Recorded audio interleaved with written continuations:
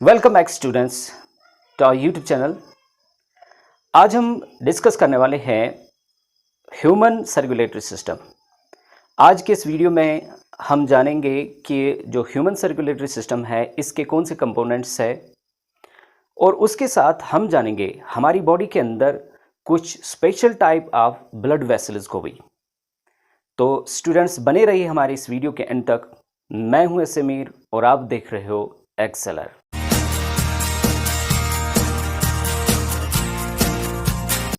तो सबसे पहले हम जानेंगे कि ब्लड सर्कुलेटरी सिस्टम की नीड क्या है, इसकी ज़रूरत क्या है। हमारी बॉडी में कई सारे ऐसे केमिकल्स हैं जो एक जगह बनते हैं और उन्हें दूसरी जगह तक पहुंचाने के लिए ब्लड सर्कुलेटरी सिस्टम अपना रोल प्ले करता है। इसके अलावा कई सारे ऐसे केमिकल्स हैं जैसे डाइजेशन के बाद जो डाइजेस्टेड न्यूट्रिएंट्स होते हैं उन्हें सेल्स तक पहुंचाना सर्कुलेटरी सिस्टम का काम है। सिमिलरली जो हार्मोन्स होते हैं उन्हें ऑर्गन से टारगेट टिश्यूज़ तक ले जाना भी सर्कुलेटरी सिस्टम का ही काम है। इसके अलावा हमारा जो ब्लड सर्कुलेटरी सिस्टम है ये एक्सचेंज ऑफ गैसेस में जो है इम्पॉर्टेंट रोल प्ले करता है, जैसे सेल्स से कार्बन डाइऑक्साइड को लंग्स तक ले जाना और लंग्स से ऑक्सीजन को सेल्स तक पहुंचाना। इसके अलावा ब्लड सर्कुलेटरी सिस्टम हमारी बॉडी में रेगुलेशन ऑफ टेम्परेचर भी करता है, यानी हमारी बॉडी में जो टेम्परेचर है उसे मेंटेन करना भी जो है सर्कुलेटरी सिस्टम का ही काम है, जिसमें ब्लड अपना इम्पॉर्टेंट रोल प्ले करता है। ह्यूमन सर्कुलेटरी सिस्टम जो है ये 3 कंपोनेंट्स का बना होता है, जिसमें ब्लड वेसल्स आती हैं, ब्लड आता है और हार्ट आता है। ह्यूमन सर्कुलेटरी सिस्टम के अंदर 3 तरह की ब्लड वेसल्स प्रेजेंट होती है, जिनमें फर्स्ट आती है arteries, second veins and number 3 capillaries. Arteries जो होती है these are the blood vessels which carry blood from our heart to all parts of our body. ये ऑक्सीजनेटेड ब्लड को कैरी करती है except the pulmonary artery. Pulmonary artery जो है it carries the deoxygenated blood from our heart to lungs. ये heart से lungs को deoxygenated blood ले जाती है। आर्टरीज जो है they are thick walled and much elastic. इनका जो वॉल होता है वो थिक होता है, ये इलास्टिक होती है। दैट मीन्स उनका जो ल्यूमेन होता है वो लेस वाइड होता है as compare to the veins. Arteries के अंदर कोई वेल्व्स नहीं होते हैं। आर्टरीज में जो ब्लड फ्लो होता है it flows with a good amount of pressure, क्योंकि जो ब्लड आर्टरीज में फ्लो होता है that comes from the heart. जब हार्ट उसे पंप करता है तो ब्लड जो आर्टरीज के अंदर फ्लो होता है इट फ्लोज विथ द जर्कस, यानी आर्टरीज में जो ब्लड होता है इट इज़ इंटरमिटेंट, लेकिन उसका प्रेशर कंसिडरेबल रहता है। आर्टरीज पूरी बॉडी में ब्लड सप्लाई करती है। इनका वॉल काफ़ी इलास्टिक होता है और ब्लड इनमें विद हाई प्रेशर फ्लो करता है। इसके बरक्स जो वेन्स होते हैं, veins are those blood vessels which collect the deoxygenated blood from entire body and transports it to our heart. Veins में डीऑक्सीजनेटेड ब्लड कैरी होता है जो हमारी पूरी बॉडी से कलेक्ट होके हमारे हार्ट को जाता है, except the pulmonary vein. Pulmonary vein जो है वो ऑक्सीजनेटेड ब्लड को कैरी करती है from our lungs to our heart. Arteries हमारे हार्ट से ब्लड ले जाती है हमारी पूरी बॉडी में, और जो वेन्स है वो पूरी बॉडी से ब्लड को कलेक्ट करके हमारे हार्ट तक लाती है। इसके अलावा जो हमारी जो वेन्स होती है दे आर लेस इलास्टिक, यानी वो ज़्यादा एक्सपेंड नहीं होती है, लेकिन उनका जो ल्यूमेन होता है that is wider than arteries. जो वेन्स होती है उनके ल्यूमेन में there are numerous valves which prevent the back flow of the blood. Veins के अंदर कई सारे न्यूमरस वेल्व्स होते हैं जो back flow of the blood को जो है प्रिवेंट करते हैं। इसके अलावा वेनस के अंदर जो ब्लड रहता है that has low pressure as compare to the arteries. Veins जो है काफ़ी ज़्यादा इंपॉर्टेंट रोल प्ले करती है, क्योंकि वेनस पूरी बॉडी से ब्लड को कलेक्ट करके हमारे हार्ट तक ले आती है। Third type of blood vessels are the capillaries. Capillaries जो है ये माइक्रोस्कोपिक ब्लड वेसल्स टिश्यूज में प्रेजेंट होता है, उसके बीच में जो मटीन चीज़ों की कंसंट्रेशन ब्लड में ज़्यादा होती है दे फ्लो इनटू द टिश्यूज और जो टिश्यू में जिन चीज़ों की कंसंट्रेशन ब्लड से ज़्यादा होती है तो वो ब्लड के अंदर लोड हो जाते हैं इनसाइड द कैपिलरीज। यानी कैपिलरीज जो होती है they are the site of exchange of materials between the blood and the body cells. इसके अलावा जो कैपिलरीज है they join the arteries with the veins. Veins जो होते हैं या जो आर्टरीज होते हैं, arteries divide into fine tubules, वो फाइन ट्यूब्यूल्स में डिवाइड हो जाती है विच आर कॉल्ड आर्ट्रियोल्स। इसी तरीके से वेनस जो है they divide into fine tubules called venules.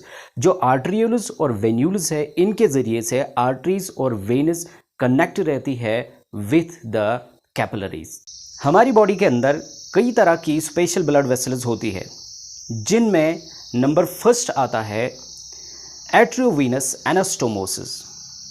These are the blood vessels जो आर्ट्रियोल्स और वेन्यूल्स को कनेक्ट करती है हमारे फैलेंजेस के अंदर, यानी हमारे टिप्स के अंदर जो फैलेंजेस होती है वहाँ पे, नोज टिप, पिन्ने एक्स्ट्रा या लिप्स के अंदर, यहाँ पे ये जो ब्लड वेसल्स होती है they bypass the blood and get open during the low temperature. जैसे जब सर्दी का मौसम होता है तो ये वेसल्स, ब्लड वेसल्स ओपन हो जाती है and they carry the blood directly from arterioles to venules और उन्हें कैपिलरीज में जाने से रोकती है। इससे हमारी बॉडी का जो टेम्परेचर है वो मेंटेन रहता है और लॉस ऑफ टेम्परेचर बच जाता है। Second type of special blood vessels are sinusoids. Sinusoids जो होती है they also connect the arteries with the veins directly. ये जो ब्लड कैपिलरीज होती है ये ब्लड को कलेक्ट करके आर्टरी से डायरेक्टली वेन्स में ले जाती है और उन्हें कैपिलरीज तक पहुंचने नहीं देती। Number third type of special blood vessels are the rete mirabilia. ये ब्लड वेसल्स हमारे बॉडी के अंदर प्रेजेंट होती है। यहाँ पे जो आर्टरीज है वो डिवाइड होती है into fine capillary like structures. Similarly जो वेन्स होती है they also divide into fine blood vessels just like the capillaries. ये फिर रीयूनाइट होके आर्टरीज और वेन्स बनाती है। जो ग्लोमेरुलाई होता है हमारी किडनी के अंदर, it is the example of rete mirabilia. Second component of our circulatory system is blood. Blood consists of plasma and the blood cells. Plasma एक ग्राउंड सबस्टेंस होता है ब्लड का। ये इसकी जो कंपोजिशन होती है हमारे ब्लड के अंदर दैट इज़ 55%, यानी हमारे ब्लड का टोटल 55% जो होता है वो प्लाज्मा कंस्टिट्यूट करता है। और प्लाज्मा की जो कंपोजिशन होती है इट कंसिस्ट्स ऑफ 90% वाटर। ये खुद 90% वाटर का बना होता है। इसके अलावा इसमें जो 10% अदर केमिकल सबस्टेंसेस रहते हैं जिनमें जो है कई तरह के प्रोटीन्स रहते हैं, इनमें न्यूट्रिएंट्स रहते हैं, एंटीबॉडीज़ रहती है एंड अदर सबस्टेंसेस जो है इसके अंदर डिज़ोल्व्ड रहते हैं, जैसे गैशियस सबस्टेंसेस है, वेस्ट मटेरियल्स है, तो इसके अंदर ये सारी चीज़ें डिज़ोल्व रहती है। तो जो प्लाज्मा है it acts as the ground material for our blood. Then comes the blood cells. हमारे ब्लड के अंदर 3 तरह की ब्लड सेल्स होती है। Number first red blood cells which are also called red blood corpuscles or they are also called erythrocytes. Second होती है white blood cells and number third is platelets. Red blood cells जो होती है they are red in color and impart red color to our blood. ये red color में होती है और हमारे पूरे blood का कलर red होता है because of these cells. इनके अंदर एक पिगमेंट पाया जाता है which is called the haemoglobin. Haemoglobin के अंदर जो है वो आयरन कंटेनिंग पिगमेंट होता है and this imparts red colour to our blood. Haemoglobin का एक इम्पॉर्टेंट रोल रहता है। It helps in the carrying oxygen from lungs to our cells, क्योंकि ये ऑक्सीजन के साथ कंबाइन होके ऑक्सी हीमोग्लोबिन बनाता है और जब सेल्स तक पहुंच जाता है वहाँ पे ऑक्सीजन को रिलीज करता है and takes back the carbon dioxide and carries it to our lungs. इस तरीके से रेड ब्लड सेल्स काफ़ी इंपॉर्टेंट रोल प्ले करती है। रेड ब्लड सेल्स का जो स्ट्रक्चर होता है इट इज़ बाइकनकेव डिस्कॉइड, यानी डिस्क शेप्ड होती है। इनके बीच में जो इनका न्यूक्लियस होता है वो डिजेनरेट हो जाता है, तो एज सच इनकी जो दो सरफेस होती है वो बाई कनकेव होती है और एजेस पे ये थिक होती है, यानी ये सेंटर में थिन होती है और एजेस पे थिक होती है। इनका न्यूक्लियस डिजेनरेट होने से इन्हें क्या फ़ायदा मिलता है, या इस शेप का क्या फ़ायदा मिलता है? जब न्यूक्लियस जो है रेड ब्लड सेल्स का डिजेनरेट हो जाता है और वो बाई कनकेव बन जाती है, तो उनका जो सरफेस एरिया है दैट इंक्रीजेस बाय 20 to 30%। इस तरीके से ये ज़्यादा से ज़्यादा ऑक्सीजन के साथ बाइंड होके ऑक्सीजन मॉलिक्यूल्स को कैरी कर सकती है।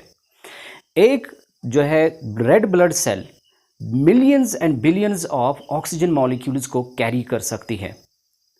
इसके अलावा जो रेड ब्लड सेल्स होती है दे आर एन्यूक्लिएटेड, यानी इनके अंदर न्यूक्लियस प्रेजेंट नहीं होता है एक्सेप्ट द कैमल एंड इलामा। ये दो एनिमल्स होते हैं इन मैमलिया जिनमें रेड ब्लड सेल्स में न्यूक्लियस प्रेजेंट होता है। अदरवाइज जो भी मैमल्स होते हैं उनकी रेड ब्लड सेल्स में न्यूक्लियस एब्सेंट रहता है। रेड ब्लड सेल्स की जो एज होती है it is 120 days.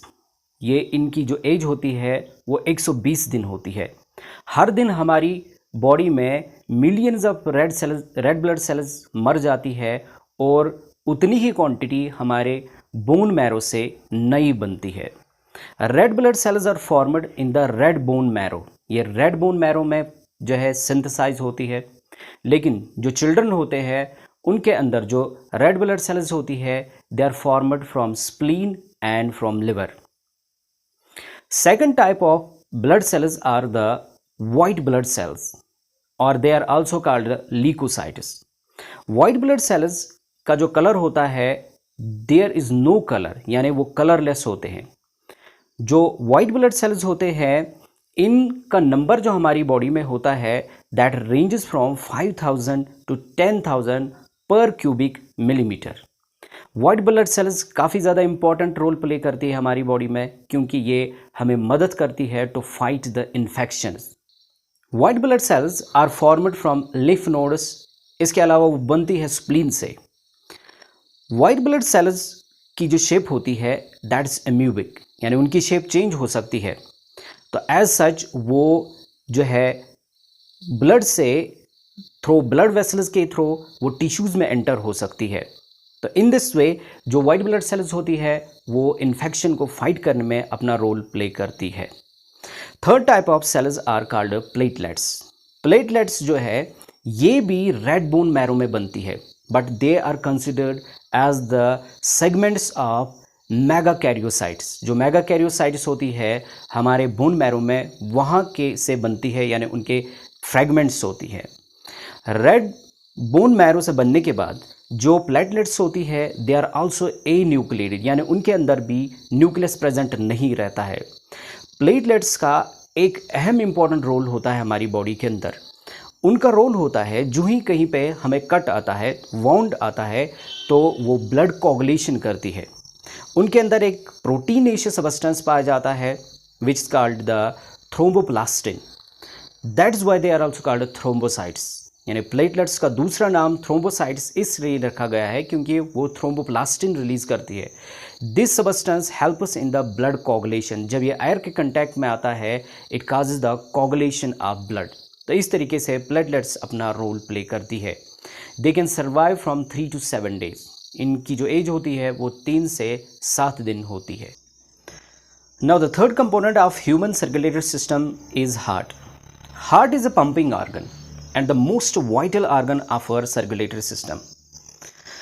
Heart located रहता है हमारे चेस्ट रीजन में इन द थोरेसिक कैविटी। ये थोरेसिक कैविटी में रहता है और ये दो लंग्स के बिल्कुल बीच में होता है and is placed on the diaphragm. ये डायफ्राम पे लोकेटेड रहता है। Heart is present inside a sac like structure called pericardium. Pericardium के दो लेयर्स होते हैं, outer fibrous pericardium and inner serous pericardium. जो इनर सेरस पेरिकार्डियम है it consist of 2 layers, that is inner visceral layer और outer parietal layer.